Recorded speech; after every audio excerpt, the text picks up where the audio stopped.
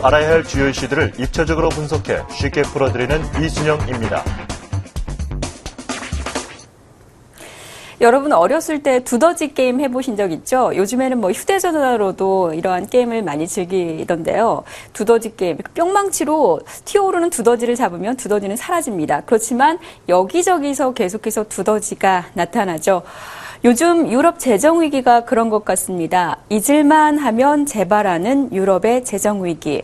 결국 이 재정 위기 여파로 인해서 커피 공룡이라고 불리는 스타벅스까지 지속적인 어려움을 겪고 있다라는 소식들이 나오고 있는데요.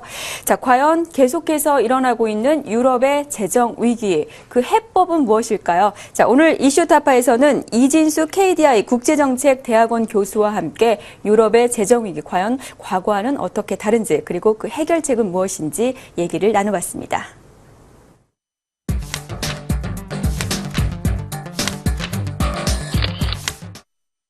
네, 교수님 안녕하세요. 네, 안녕하세요. 네, 최근 들어서 유럽 문제가 워낙 심각하다 보니까 제가 이제 여러 경제 전문가들과 얘기를 많이 나눠보고 있는데요. 네. 최근에 유럽의 부채 위기가 심각해지면서 유럽의 네. 경기까지도 지금 상당히 네. 둔화되고 있습니다. 네. 세계 경제까지 많이 이제 영향을 미치고 있는 상황인데 최근에 이 유럽의 문제 어떻게 보이신가요? 네.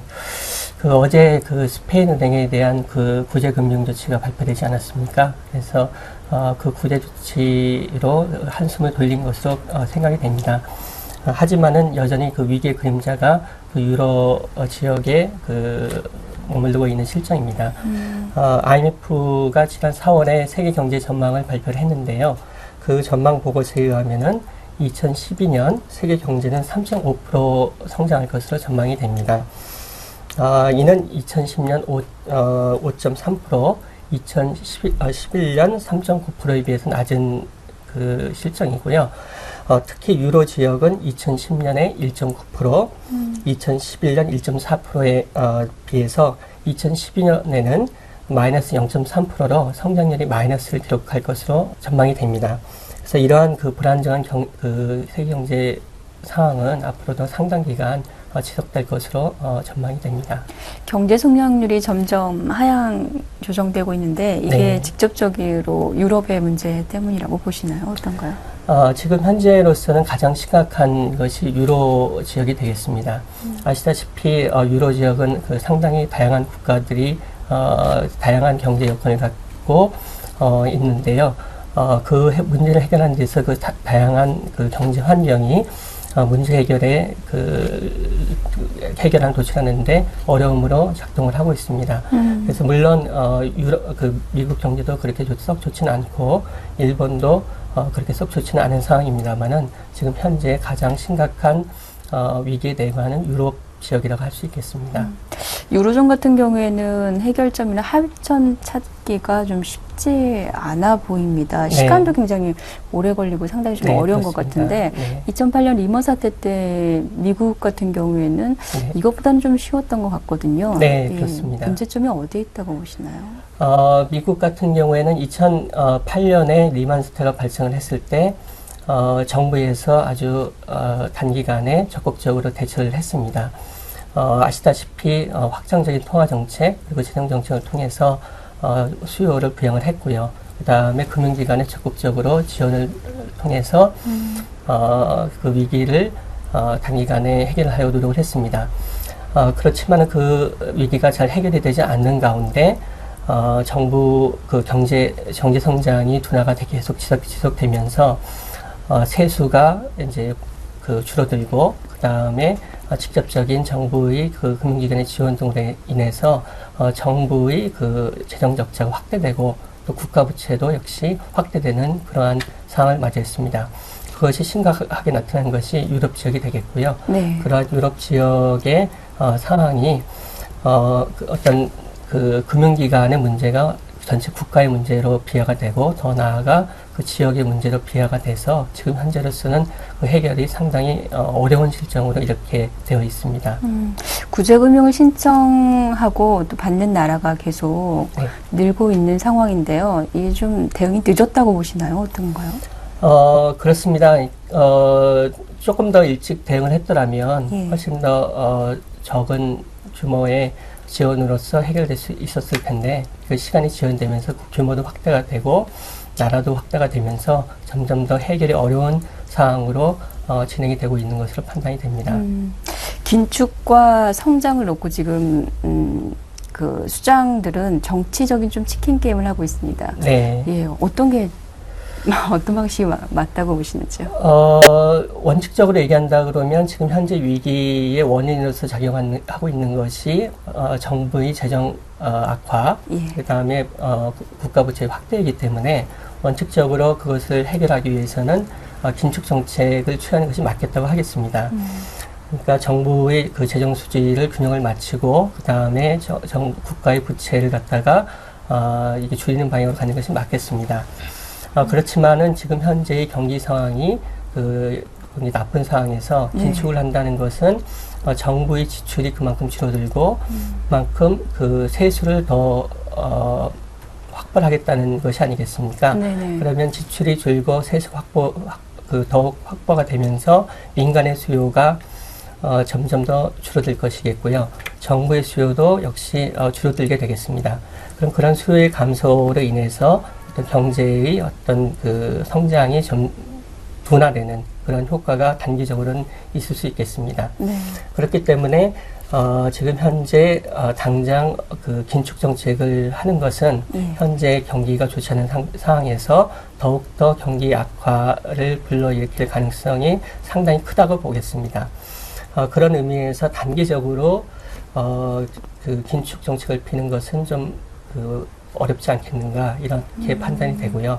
하지만 중장기적으로 정부의 재정 균형과 그 다음에 정부 부채의 축소를 가져올 수 있는 그러한 시장이 믿을 만한 조치를 하는 것이 굉장히 중요하다고 여겨집니다. 그래서 이것은 어떻게 생각하면 둘 중에 하나를 양자택일할 수 있는 문제는 아니고요. 예. 단기적으로 우리가 여러 가지 고려하면서 장기적으로 어떻게 해야 되는가 이렇게 기간에 나누어서 굉장히 조심스럽게 접근해야 될 문제라고 판단이 됩니다. 그러면 장단기적으로는 뭐 어떤 해결 방안이 있다고 보시는 건가요?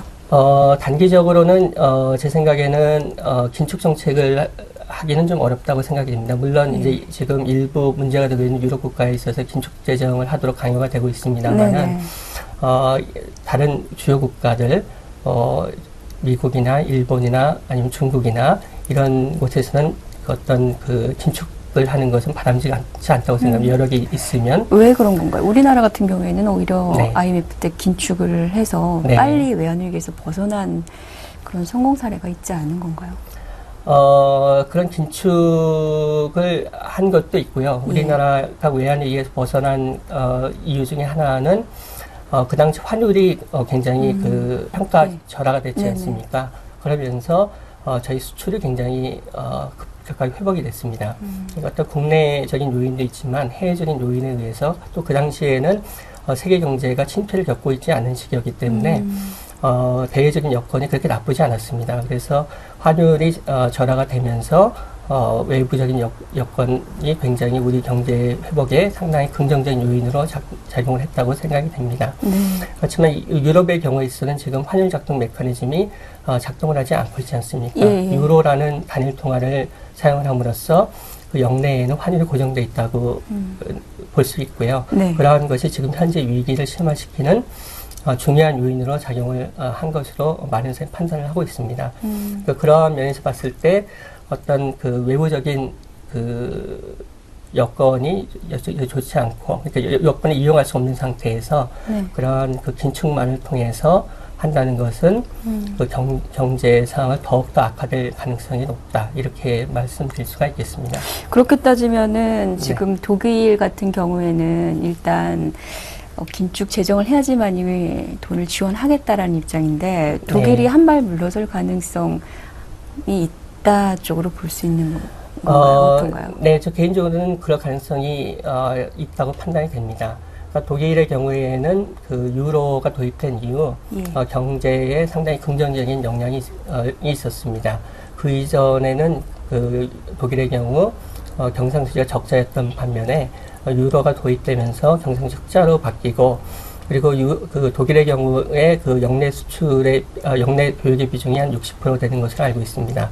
그리고 역시 그 독일의 금융기관이 그 유럽의 역내 다른 금융기관에 대출한 것이라든가 이러한 여러 가지 사업을 고려해 봤을 때 독일이 그 유로의 존속에 갖는 어떤 그 이해관계가 굉장히 크다고 할 수가 있겠습니다. 그런 것 때문에 여태까지 그 유럽 그 위기 해결에 노력을 해왔던 것이고요. 그런 측면에서 봤을 때 앞으로도 필요하다면 독일에서 양보를 충분히 하지 않을까 그런 개인적인 판단을 하고 있습니다. 지금 보면은 이제 단일 통화에도 불구하고 재정 통합은 이루어지지 않는 이런 모순된 것 때문에 이제 문제가 이렇게 온 것 같은데. 네. 글쎄요. 그러면은 향후 이제 재정 통합이라든가 뭐 유로본드 등 뭐 이런 것들이 좀 나올 가능성이 좀 있는 것으로 판단을 하시나요? 구체적으로 어떤 조치가 나올지를 지금 현 단계에서 이야기하기는 어렵습니다. 그러면 재정 네, 통합이나 유로본드가 네. 이번 유로존 문제 해결할 수 있는 하나의 어떤 좀 도구가 될 수 있을 거라고 보시나요? 네, 그렇습니다. 그래서 아까 말씀드렸듯이 그 지금 현재 위기 상황은 뭐 많은 사람이 그 판단하듯이 경제 통합이 통합만으로 이루어지지 않는다는 것을 명확하게 보여주고 있습니다. 그래서 경제 통합이 더욱더 이루어지기 위해서는 재정 통합이라든지 더 나아가 정치 통합도 이루어져야 한다는 그러한 것을 명백하게 보여주고 있는 사례라고 하겠습니다.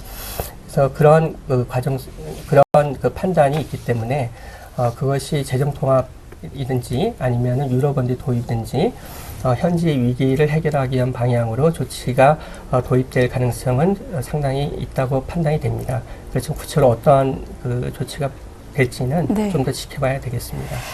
이렇게 좀 유럽 재정이 해법을 찾지 못하고 있는 가운데 지금 미국 경제에도 좀 적신호가 켜졌습니다. 네, 5월 고용 지표가 상당히 좀 악화된 것으로 나타나면서 지금 경기 부양 이제 정책 뭐 필요성이 좀 대두가 되고 있는데요. 미국 경제 쪽은 지금 어떻게 전망하고 계신가요?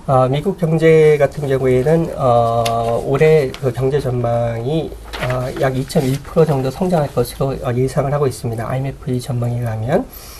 이는 그 2010년도에 3%에 비해서는 낮은 수준이지만은 2011년에 1.7%에 비해서는 높은 수준입니다.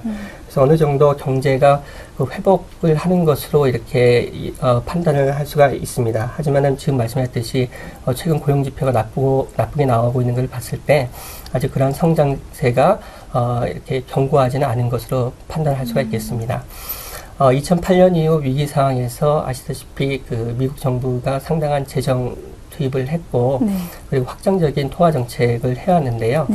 현재 그 미국의 재정 수지 적자 규모가 상당히 한 규모이고 또 역시 그 부채 규모도 상당한 것을 봤을 때 추가적인 어떤 재정 투입을 통한 경기 부양은 어려울 것으로 판단이 됩니다. 다만 많은 사람이 판단하시다시피 연준을 통한 추가적인 통화 공급이 있을 수가 있겠는데 현재 그 이자율이 낮은 점을 감안할 때 추가적인 통화 공급이 얼마나 효과가 있을지는 좀 의문시 될 수가 있습니다.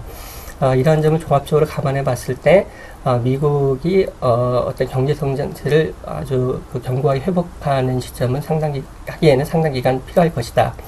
하지만은 유럽처럼 그렇게 그 경제 위기를 맞이할 가능성은 굉장히 적다. 이렇게 말씀드릴 수가 있겠습니다. 3차 양적 완화 관련해서는 어떻게 좀 찬성을 하시는 편인가요? 어떤가요? 저 개인적으로는 그 효과가 어느 정도일지는 뭐 미지수입니다만은 가능하다면 그 3차 양적 완화도 적극적으로 고려할 수 있지 않을까 싶습니다. 자, 이번에 좀 중국 얘기를 여쭤보겠는데요. 지난주에 중국이 이제 3년 반 만에 전격적으로 금리를 인하했습니다. 뭐 이제 경기 하강 위협을 막기 위한 뭐 위기 탈출로 이제 좀 분석이 되고 있는 상황인데 중국 경제 유럽에 좀 수출 많이 하는 편이잖아요. 그렇습니다. 그래서 중국 경제도 좀 어떻게 보고 계신지 궁금한데요. 중국 경제는 2010년도에 10%대 성장을 하다가 2011년 9%대 그리고 올해는 8% 초반 또는 7% 후반대의 성장률을 기록할 것으로 예상을 하고 있습니다. 아시다시피 그 중국의 경우에 있어서 수출을 주로 유럽이나 미국 지역에 많이 하고 있는데요. 유럽이나 미국의 경제가 좋지 않은 상황에서 수출소의 감소로 인한 중국 경제의 성장률의 저하가 예상이 됩니다. 하지만은 유럽과 미국과 달리 중국은 그 재정이 아직까지는 그렇게 어렵지 않은 사항으로 되어 있습니다. 그래서 중국의 그런 재정 여력 등을 감안할 때 내수를 통한 어떤 그 성장 부양이 경제 부양이 여지가 아직까지는 있는 것으로 판단이 됩니다. 그리고 이번에 지준율을 0.5% 인하를 했는데요. 네. 이것은 그 중국 정부가 경기 하방 가능성에 적극적으로 대처하겠다는 어떤 의지의 표명으로 생각이 됩니다. 그래서 이러한 점을 종합적으로 감안했을 때 중국 경제가 물론 이전과 같은 10%, 9%대의 성장을 하기는 어렵겠지만 중국 경제가 그렇게 그 위기를 맞이할 것으로 생각되지는 않습니다. 전반적으로 어쨌든 지금 이제 글로벌 시장이 혹시나 유럽 문제에서 촉발된 그러한 경기 둔화로 인해서 경기 침체까지 가는 것은 아닐까 하는 거에 대해서 네. 여러 가지 대책을 내놓고 있습니다. 네, 우리나라 역시도 이제 기관별로 좀 비상 대책을 회의를 한다는 등 하고 있는 시점에서 지난 6일 현충일 추념사에서 이제 또 이명박 대통령이 경제 한번 또 언급을 하면서 뭐 추경 예산 카드까지 지금 나온 시점인데 그에 대해서는 좀 어떻게 보세요? 아시다시피 우리 경제는 대의 여건에 굉장히 민감한 경제입니다. 그러니까 수출이라든가 그다음에 외환 시장이라든가 이러한 부분들이 대의 여건에 대해서 굉장히 민감하게 반응을 하기 때문에 말씀드렸듯이 유럽과 미국 경제 등이 회복이 아직 가셔되지 않고 유럽의 경제 위기가 심화되면서 우리 경제에 어떤 좋지 않은 영향을 미칠 것으로 충분히 예상을 할 수가 있습니다. 하지만은 현재 최근 여건을 봤을 때 2월 이후 경상수지 흑자가 계속되고 있고요. 그다음 외환 시장도 상대적으로 안정적인 모습을 보이고 있고 경제도 어느 정도 아주 괜찮지는 않습니다만은 유럽의 위기가 적극적으로 이렇게 전이된 것처럼은 보이지는 않습니다. 그래서 이러한 점들을 종합적으로 감안했을 때 현재 시점에서 추경 등을 고려할 필요까지는 없지 않느냐. 하지만 향후에 이제 유럽의 위기가 경제에 본격적으로 영향을 미치는 시점이 되면 그때는 추경의 편성을 고려해 볼 수 있지 않을까 그렇게 생각이 듭니다. 아직까지 대기업 중심이지만 수출 쪽이 잘 이루어지고 있고요. 그러한 점들을 종합적으로 봤을 때 우리 경제가 어렵지만 앞으로 잘 헤쳐나갈 수 있지 않을까 그렇게 생각을 하고 있습니다. 네, 알겠습니다. 오늘 시간 내주셔서 고맙습니다. 네, 감사합니다.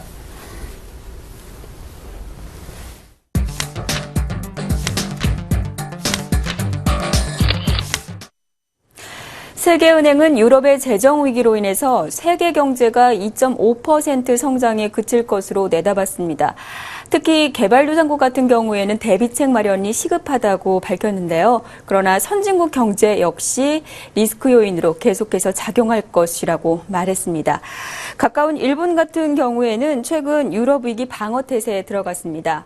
방심할 수 없는 유로존 위기, 과연 우리 한국 경제는 어떤 대비책이 필요할까요? 내일 이 시간에는 김한수 자본시장연구원 국제금융실장과 함께 자세한 얘기를 나눠보도록 하겠습니다. 이순영의 이슈타파는 여기서 인사드립니다. 고맙습니다.